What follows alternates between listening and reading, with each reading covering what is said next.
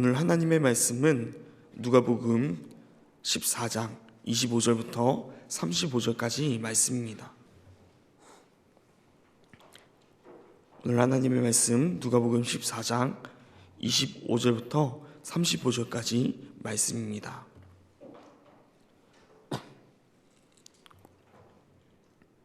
이 시간 다 찾으신 줄 알고 함께 25절부터 합독하며 천천히 볼 수 있도록 하겠습니다. 함께 오시겠습니다. 수많은 무리가 함께 갈새 예수께서 돌이키사 이르시되 무릇 내게 오는 자가 자기 부모와 처자와 형제와 자매와 더욱이 자기 목숨까지 미워하지 아니하면 능히 내 제자가 되지 못하고 누구든지 자기 십자가를 지고 나를 따르지 않는 자도 능히 내 제자가 되지 못하리라. 너희 중에 누가 망대를 세우고자 할진대 자기의 가진 것이 준공하기까지에 족할는지 먼저 앉아 그 비용을 계산하지 아니하겠느냐. 그렇게 아니하여 그 기초만 쌓고 능히 이루지 못하면 보는 자가 다 비웃어 이르되 이 사람이 공사를 시작하고 능히 이루지 못하였다 하리라. 또 어떤 임금이 다른 임금과 싸우러 갈 때에 먼저 앉아 1만 명으로서 저 2만 명을 거느리고 오는 자를 대적할 수 있을까 헤아리지 아니하겠느냐. 만일 못할 터이면 그가 아직 멀리 있을 때에 사신을 보내어 화친을 청할지니라. 이와 같이 너희 중에 누구든지 자기의 모든 소유를 버리지 아니하면 능히 내 제자가 되지 못하리라. 소금이 좋은 것이나 소금도 만일 그 맛을 잃으면 무엇으로 짜게 하리요. 땅에도 거름에도 쓸데없어 내버리니라. 들을 귀가 있는 자는 들을지어다 하시니라. 아멘. 오늘 함께 볼 본문은 제자의 본질에 대해서 이야기하고 있습니다. 함께 오늘 말씀 살펴볼 때 먼저 25절부터 17절까지 제자가 되기 위해 포기해야 하는 것에 대해서 함께 살펴보면서 나아갈 수 있도록 하겠습니다. 먼저 25절을 보면은 수많은 무리가 함께 예수님과 가고 있음을 볼 수가 있습니다. 이 수많은 무리는 예수님의 이적을 보았기 때문에 따르고 있는 것입니다. 그런데 돌연히 예수님께서 돌이키셔서 그들에게 말씀합니다. 26절입니다. 제가 읽어드리도록 하겠습니다. 무릇 내게 오는 자가 자기 부모와 처자와 형제와 자매와 더욱이 자기 목숨까지 미워하지 아니하면 능히 내 제자가 되지 못하고. 먼저 예수님은 돌연히 돌이키셔서 그들에게 무릇 내게 오는 자, 즉 나를 따르는 제자가 되려면 자기 부모와 처자와 형제와 자매, 결국 가족과 더 나아가 자기의 목숨까지 미워하지 아니하면 제자가 될 수 없다고 말씀하고 있습니다. 예수님께서는 왜 가족과 자기 목숨까지 미워하라고 우리에게 말씀하실까요? 여기서 말하는 미워하다라는 단어는 당시 표현 방식으로 정말로 미워하라라는 말이 아니라 그 정도로 선택의 우선순위에 있어서 가족과 자기 자신의 목숨을 미워해야 할 정도로 제자가 되는 것이 우선되고 중요함을 표현하고 있는 것입니다. 그렇게 가족과 자기 목숨보다 더 제자됨을 중요하게 여기지 아니하면 제자가 될 수 없다고 말하고 있는 것입니다. 예수님은 한 번 더 제자가 될 수 없다라고 말씀하시는데 이번엔 십자가를 지지 않으면 제자가 될 수 없다라고 말씀하십니다. 결국 가족과 자신의 목숨을 말씀하시며 예수님이 하고자 하신 말씀은 인간관계와 자기 목숨보다 예수님을 더 소중히 여기는지 물으시는 것이죠. 그렇게 미워하지 않으면 제자가 될 수 없다라고 말하는 것입니다. 미워하다라는 표현은 앞에서 살펴봤듯이 우선순위를 어디에 두냐의 문제였습니다. 지금 예수님은 이들에게 세상에서 사람들과의 관계와 또 예수님과의 관계 중에 어떤 것에 우선순위를 두고 있냐고 묻고 있는 것입니다. 27절 보면은 방금 말씀드렸던 십자가에 대해서 나오고 있습니다. 27절 말씀은 함께 읽어보도록 하겠습니다. 누구든지 자기 십자가를 지고 나를 따르지 않는 자도 능히 내 제자가 되지 못하리라. 자기 십자가를 지지 않으면 예수님을 따르는 제자가 되지 못할 것이라고 말씀하고 있습니다. 십자가를 지고 따른다는 게 어떤 의미입니까?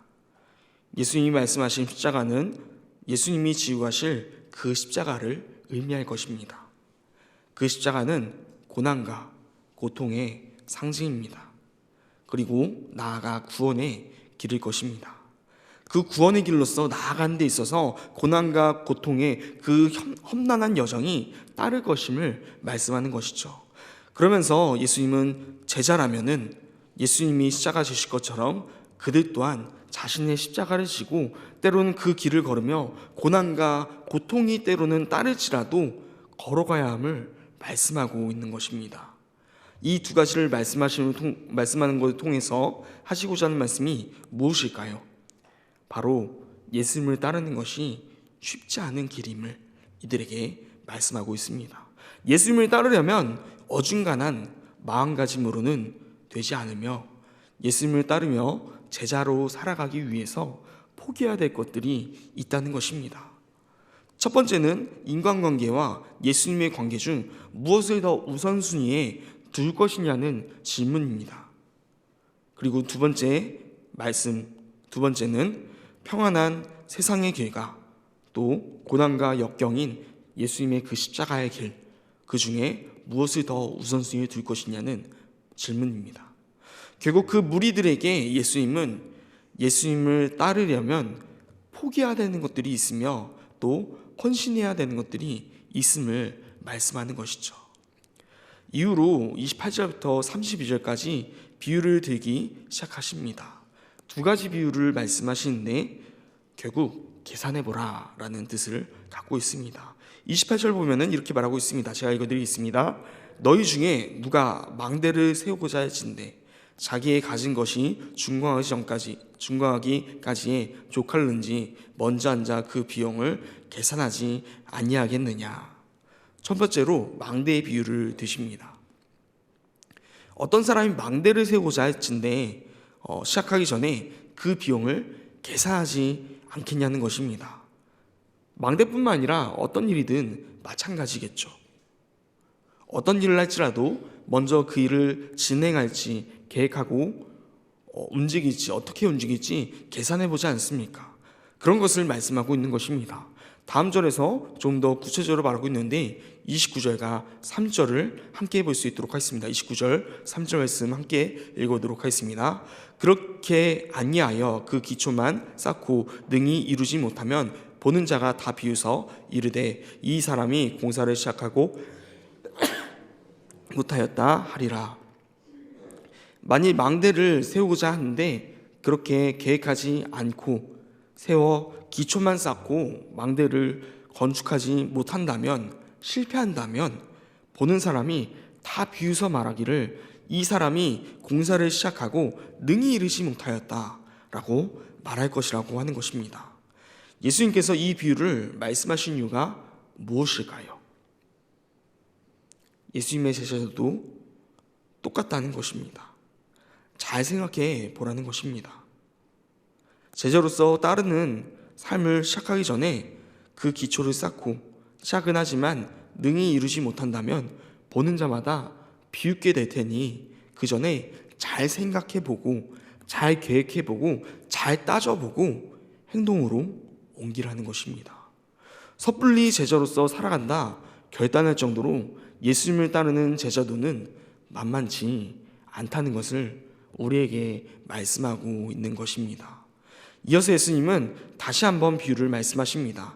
31절과 32절인데 31절 먼저 읽어드리면은 또 먼저 임금이 다른 임금과 싸우러 갈 때에 먼저 앉아 1만 명으로서 저 2만 명을 거느리고 오는 자를 대적할 수 있을까 헤아리지 아니하겠느냐라고 말씀하십니다. 무슨 뜻입니까? 전쟁터에 나가 전쟁을 준비하는 임금이 1만 명을 데려나와 2만 명을 상대해 오는 임금을 보면서 맞서 싸울 수 있는지 과연 이게 게임이 될지 대책을 세워보지 않겠느냐는 것입니다. 만일 세운다면 그 방법이 있다면 그 방법을 가지고 대항하여 싸우겠지만 만일 방법이 없다면 인원이 2배 이상 차이 나기 때문에 불가능하다면 화친을 맺어야 된다고 말하는 것입니다.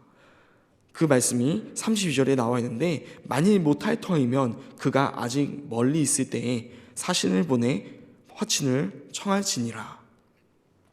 32절 보면은 만일 전쟁에 질 것 같으면, 이길 수 있는 방법이 보이지 않는다면 전쟁이 시작되기 전에 멀리 있을 때 사신을 보내어 화친을 청하지 않겠냐고 말합니다. 전쟁에서 지게 되면 사로잡히거나 죽게 되어지기 때문입니다. 그렇게 빠른 판단이 필요하다는 것입니다. 두 가지 비유 다 예수님께서 제자가 되기 위해서 계산해보라 라는 뜻으로서 말씀하고 있습니다. 예수님은 제자가 된다고 모든 것이 만사 형통해진다고 말씀하고 있지 않습니다. 비유를 통해 말씀하시면서 첫 번째 망대의 비유를 통해 계산하지 못하고 끝까지 이룬 데 실패한다면 망신을 당할 것을 말씀하시지만, 두 번째 전쟁의 비유에서는 더 이것이 강화되어서 실패하면 죽음에 이르기까지 심각한 상태로 강화시키며 말씀하고 있는 것입니다. 예수님은 마지막으로 33절을 통하여서 정리하실 때, 이 글들을 정리하실 때 이렇게 말씀하십니다. 이와 같이 너희 중에 누구든지 자기의 모든 소유를 버리지 아니하면 능히 내 제자가 되지 못하리라. 결국 25절에서 32절까지의 모든 내용이 결국 모든 것이 다 모든 것보다 제자로서의 삶이 우선순위가 되어야 됨을 말씀하기 위함이었다는 것입니다. 이렇게 말씀하신 배경이 무엇일까요? 예수님은 지금까지 많은 사람을 고치고 살리고 역사하심을 그 무리들에게 보여주셨습니다. 그 모습을 통해 많은 사람들이, 그 수많은 무리가 예수님을 따르기 시작했던 것입니다. 하지만 예수님은 자신이 따르는 무리들을 원하시지 않으셨습니다. 정확하게 제자를 원하셨습니다. 그렇게 예수님은 오늘 본문 이전에 14장 15절과 20절을 통하여서 이미 한번 큰 잔치의 비유를 통해 잔치에 초대받았지만 각자 급한 사정으로 인해 초대를 거절하며 그 기회를 잃게 되는 이야기를 말씀하십니다. 비유로 말씀하신 것이죠. 초대를 거절한 자들은 그만한 중대사의 일들이 있었습니다. 어떤 이는 밭을 샀고, 어떤 사람은 소 5겨리를 사고, 어떤 사람은 장가를 들어서 못 가겠다고 말합니다. 모두 가정에 있어서 중대사였죠. 예수님은 이 비유를 통해서 가정의 중대사보다 하나님의 나라가 더 중요함을, 그렇기에 그것까지 포기하고 따르는 자만이 하나님 나라에 들어갈 수 있음을, 제자로서 걸어갈 수 있음을 이미 말씀하셨던 것입니다. 그러나 오늘 본문 25절에 보면은 수많은 무리가 함께 갈세라고 처음에 시작하고 있습니다. 그렇게 예수님께서 경고를 하셨음에도 수많은 무리가 아직도 따르고 있는 것입니다. 예수님은 우리의 마음까지 아시는 분이시기에 그들이 모든 것을 포기하고 따르는 자들이 아니라는 것쯤은 그 마음을 통해서 다 알고 계셨을 것입니다. 그렇게 예수님께서 25절에서 돌이켜서 말씀을 다시 하신 것입니다. 예수님을 따르는 자로 예수님의 제자로서의 삶을 살아가려면 무엇까지 포기해야 되는지, 또 이해 못하자 한 번 더 비유로서 말씀하시는데 잘 계산해 보라는 것입니다. 처음부터 잘 생각해야 함을, 시작하기 전에 계산해 보고 따져 보아야 함을 말씀하신 것입니다. 그래서 가족을 미워하지 아니하면 제자가 될 수 없음을 말씀하시고, 또 잘 생각해 보라고 비유를 통해서 말씀하신 것입니다. 그러면서 33절에서 지금까지의 그 말씀을 정리하면서 자신을 따르는 수많은 무리들에게 모든 소유를 포기하지 아니하면, 그 정도의 각오가 아니면, 포기하지 못하면 제자가 되지 못할 것임을 말씀하고 있는 것입니다. 우리는 어떠합니까? 우리도 그리스도인이라 불리지 않습니까? 그리스도인이라는 것은 그리스도의 사람, 즉 예수님의 제자를 의미하는 것이 아닙니까? 그런데 정말로 예수님의 제자로서의 삶을 살아가고 있습니까? 오늘 말씀에서 나오는 모든 내용들처럼 인간관계보다 예수님과 관계를 더욱더 소중히 하십니까? 저도 목회자이지만 저조차도 쉽지가 않습니다. 작년에 중등부 한 학생이 다음 주일날 못 온다 하길래 왜 못 나오냐 물었더니 해외에서 유학생이 자신의 집에 오는데 본인이 챙겨줘야 돼서 그 주는 못 나오겠다고 말하더라고요. 근데 목사인 저부터 아이고 해외에서 왔으면 어쩔 수 없네 라고 말하는 제 모습에 깜짝 놀란 적이 있습니다. 때로는 우리는 예수님의 관계, 예배보다 사람들의 관계, 그 세상의 가치를 더 소중히 여기기도 한다는 것입니다. 저뿐만 아닐 것입니다. 정말로 예배에 목숨 걸고 있습니까? 아니라면 똑같은 것입니다. 또한 예수님을 따른다 하지만 정말로 십자가를 지고 그 고난과 환난의 길을 걷고 계십니까? 때로는 그리스도인이라는 사실 하나만으로, 예수님의 제자라는 사실 하나만으로 우리는 고난을 당하고 멸시를 당하기도 합니다. 그런데 정말로 그 모든 것을 기쁨으로써 감당하고 있습니까? 정말로 예수님의 제자로 삶을 살아가기 위해 모든 것을 포기하고 있습니까? 오늘 본문은 그렇지 못한 자들에게 잘 계산해 보라고 말씀하고 있는 것입니다. 예수님 계속해서 조금씩 예루살렘으로 향하는 길, 즉 십자가의 길로 나아가시는 중입니다. 그런데 그 따르는 무리들은 같은 십자가의 길을 바라보는 것이 아니라 그저 예수님의 역사하심, 그 영광스러운 모습만을 바라보고 있다는 것입니다. 때로는 그리스도인으로서 부르지만 우리 또한 마찬가지가 아닌지 되돌아보게 됩니다.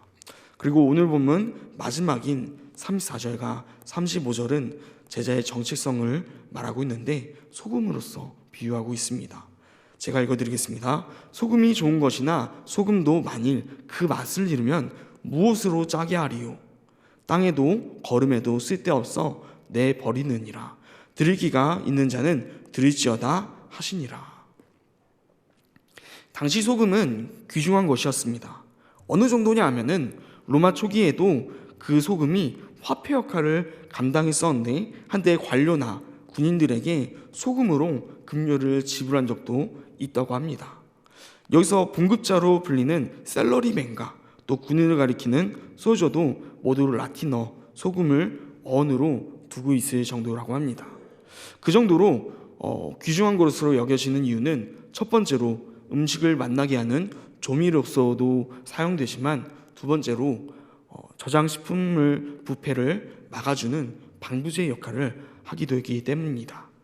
당시 냉장고의 기능이 없기 때문에 식품의 부패를 막아주는 소금은 상당히 중요한 역할을 감당했었습니다.